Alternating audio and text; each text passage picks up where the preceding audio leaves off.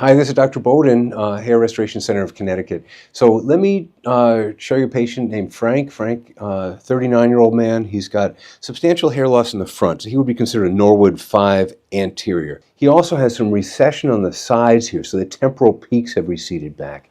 So his transplant was linear extraction, FUT. He knows, he's confident he's not going to shave his head, so he didn't need to do the FUE procedure. We did over 2,000 follicles to transplant that frontal half, as well as to reinforce the temporal peaks. What's been your experience over the course of the year, Frank? It's been amazing. The difference when the hair really starts to grow in after the first few months, it's been a lot of fun, and it looks really natural, and it's fun to comb, and it's fun to style and wash, and it's been really exciting, and it's been a great process the whole year.